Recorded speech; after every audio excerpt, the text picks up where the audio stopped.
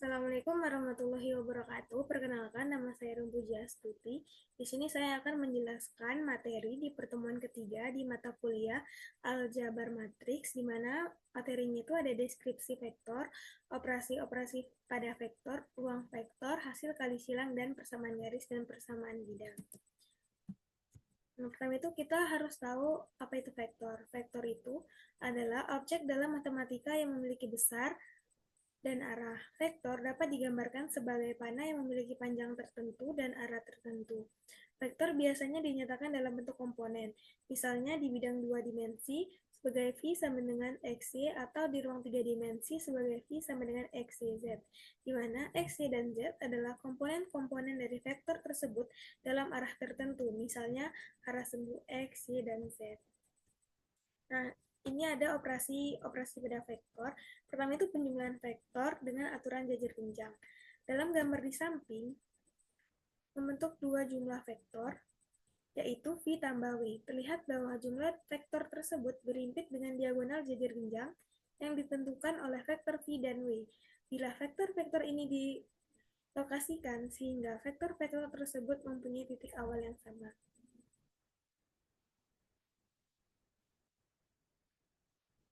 Terus ada operasi pada vektor untuk pengurangan vektor. Jika V adalah sembarang vektor tak nol, maka min V adalah negatif, yang didefinisikan sebagai vektor yang mempunyai besaran sama seperti V, tetapi mempunyai arah yang berlawanan dengan V. Jadi vektor V-nya itu berlawanan arah, sehingga W dikurang V itu sama dengan W ditambah min V, karena vektor V-nya berlawanan arah, yang awalnya positif itu berubah jadi negatif. Selanjutnya ada contoh soal ini untuk penjumlahan vektor dan pengurangan. Untuk penjumlahannya itu kita disuruh menjumlahkan vektor P ditambah vektor Q. Dimana vektor P itu komponennya ada 2, min 1, min 3. Vektor Q ada min 1, 0, dan 5. Jadi kita tambahkan 2 tambah min 1, min 1 tambah 0, min 3 tambah 5. Itu didapatkan hasil 1, min 1, dan 2. Terus ini vektor P itu kita disuruh mengurangkan tambah vektor Q. Jadi 2 dikurang min 1, min 1 dikurang 0, min 3 dikurang 5. Itu hasilnya 3, min 1, dan min 8. Nah, ini untuk perkalian pada vektor. Jika V adalah vektor tak nol dan K bilangan real tak nol atau skalar, maka hasil kali K dikali V atau skalar dikali vektor didefinisikan sebagai vektor yang panjang K kali panjang V dan yang arahnya sama seperti arah V. Jika K lebih besar dari 0 dan berlawanan dengan arah jika berlawanan arah V jika K itu lebih kecil dari 0. Nah, ini contoh soal untuk perkalian skalar. Itu kan diketahui vektor V itu ada 3, min 4, dan 5. Sedangkan skalarnya itu 2. Jadi kita kalikan skalarnya itu di setiap komponen yang ada pada vektor V. Jadi 2 dikali 3, 2 dikali min 4, dan 2 dikali 5. Jadi hasilnya itu dapatnya 6, min 8, dan 10. Selanjutnya itu ada perkalian titik. Jika U dan V adalah vektor-vektor di ruang 2 atau di ruang 3, dan sudut theta adalah sudut di antara U dan V, maka hasil kali titik U dot V didefinisikan oleh U dot V sama dengan panjang U dikali panjang V dikali cos theta. Nah, ini untuk contoh soalnya itu kan digambar diketahui vektor U-nya 001, vektor V-nya 022, dan θ-nya itu 45 derajat. Jadi kita masukkan ke rumusnya panjang U, jadi akar U-nya 001, jadi akar 0 kuadrat ditambah 0 kuadrat ditambah 1 kuadrat, akar vektor V-nya 022, jadi akar 0 pangkat 2 ditambah 2 kuadrat ditambah 2 kuadrat, terus dikalikan sudut θ-nya itu kan 45 derajat. Nah, itu didapatkan 1 per akar 2. Jadi hasil akhirnya itu didapatkannya 2. Terus untuk perkalian titik juga, tapi ini jika U sama dengan U1 ditambah U2 dan V sama dengan V1 ditambah V2 adalah dua vektor di ruang 2 dimensi, maka rumus yang disesuaikan adalah U dot V itu sama dengan U1 dikali V1 ditambah U2 dikali V2.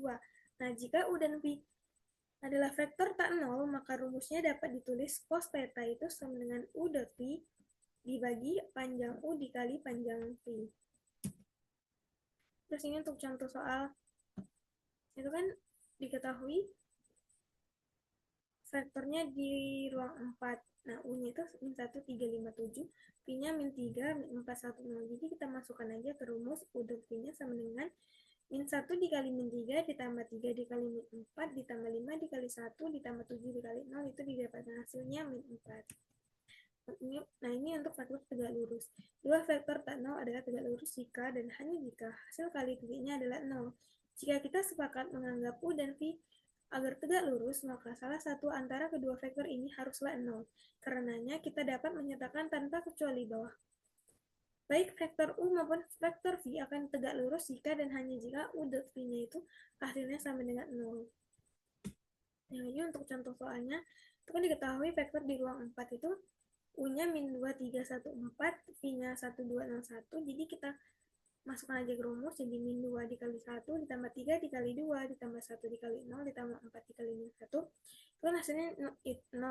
Jadi terbukti bahwa perkalian U dot V-nya itu menghasilkan vektor yang ortogonal. Nah, ini untuk hasil kali silang. Jika U sama dengan U1, U2, U3 dan V-nya V1, V2, V3 adalah vektor di ruang 3, maka hasil kali U kali V adalah vektor yang didefinisikan oleh U kali V itu sama dengan U2 dikali V3 dikurang U3 dikali V2, U3 dikali V1 dikurang U1 dikali V3, U1 dikali V2 dikurang U2 dikali V1. Atau dalam notasi determinan itu U kali X sama dengan matriks U2, U3, U2, V1, V3, terus ini U1, U2, U3, V1, V3, terus ini U1, U2, V1, V2. Ini contoh soalnya diketahui matriks U-nya. Maaf, vektor U-nya 1, 2, min 2. Vektor V-nya itu 3, 0, dan 1. Jadi kita masukkan aja ke notasi determinannya. Pertama kita coret baris pertama, kolom pertama. Itu didapatkan 2, min 2, 0, 1. Terus kita coret baris pertama, kolom kedua. Itu didapatkan 1, min 2, 3. Terus kita coret baris pertama, kolom terakhir, itu kan dapatnya 1, 2, 3, dan 0. Terus kita kali silang 2 kali 1, 0 kali min 2, 1 kali 1, 3 dikali min 2, terus 1 kali 0, 3 dikali 2. Nah, ini hasilnya dapat min dikurang 0, maaf, 2 dikurang 0, ini 1 dikurang min 6, ini dapatnya 0 dikurang 6. Dan mendapatkan hasil akhirnya itu 2, min 7, dan min 6.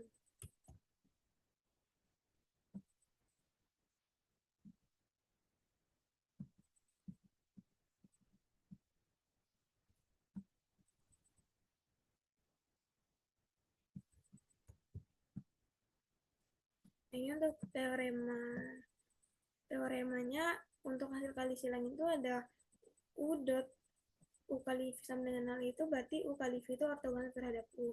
Kalau V dot U kali V berarti U kali V-nya itu ortogonal terhadap V kalau dia menghasilkan 0. Terus ini ada identitas Lagrange, terus ada hasil kali rangka vektor.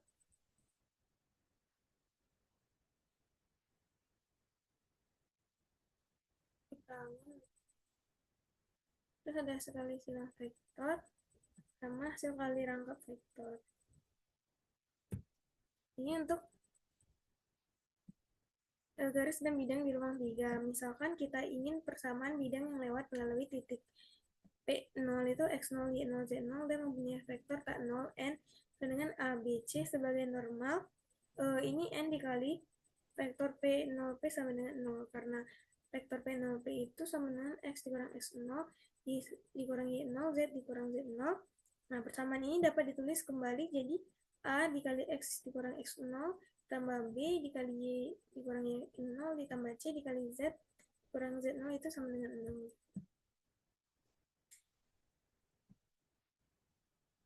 Nah, ini diketahui di teorema 7 itu jika A, B, C, dan D itu adalah konstanta, D-nya itu konstanta ya, dan ABC serta C tidak semuanya 0. Maka grafik persamaannya itu jadi AX ditambah BY ditambah CC ditambah D. D itu konstanta. Nah, kita pindah ruaskan jadi AX ditambah BY ditambah CZ itu sama dengan D. Jadi sebuah bidang yang mempunyai vektor N sama dengan ABC sebagai normal dan D-nya adalah konstanta. Jadi ini vektornya A, B, C. Dan D itu adalah konstantanya. Nah, ini untuk persamaan untuk mendapatkan persamaan garis di ruang 3.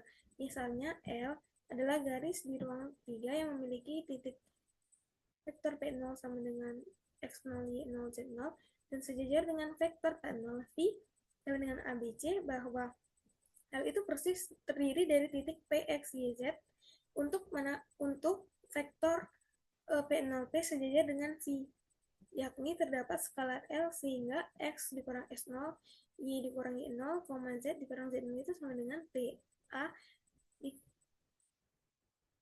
TB, TC. Nah, dari persamaan tersebut kita peroleh bahwa X itu sama dengan X0 ditambah TA, Y itu sama dengan Y0 ditambah TB, Z itu sama dengan Z0 ditambah TC. Jadi persamaan ini dinamakan persamaan parametris. Ini untuk pertemuan 5 itu materinya ada subruang dan kebebasan linear.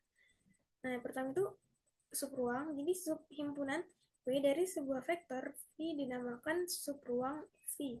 Jika W itu sendiri adalah ruang vektor di bawah penambahan dan perkalian skalar yang didefinisikan pada V. Nah, menurut teorema 4 itu, jika W adalah himpunan dari satu atau lebih vektor dari sebuah ruang vektor V, maka W adalah subruang dari V jika dan hanya jika kondisi-kondisi tersebut berlaku. Kondisi-kondisi berikut itu berlaku. Yang pertama itu, jika U dan V adalah vektor-vektor pada W, maka U tambah W itu terletak di W. Nah, jika K adalah sembarang skalar dan U adalah sembarang vektor pada W, maka KU, yaitu skalar dikali vektor U, berada di W. Nah, ini untuk kebebasan linear. Definisi jika S itu sama dengan V1, V2, sampai Vr adalah himpunan vektor, maka persamaan vektornya itu K1 dikali V1 ditambah K2 dikali V2 ditambah hingga ditambah KR dikali VR itu sama dengan 0, mempunyai paling sedikit satu pemecahan, yakni K1-nya itu sama dengan 0, K2-nya sama dengan 0, KR-nya juga sama dengan 0. Jika ini adalah satu-satunya pemecahan, maka S kita namakan himpunan bebas linear. Jika ada pemecahan lain, maka kita namakan himpunannya itu tak bebas linear. Baiklah, itulah materi yang bisa saya sampaikan. Jika masih banyak kesalahan dalam menyampaikan materi, saya mohon maaf. Saya akhiri. Wassalamualaikum warahmatullahi wabarakatuh.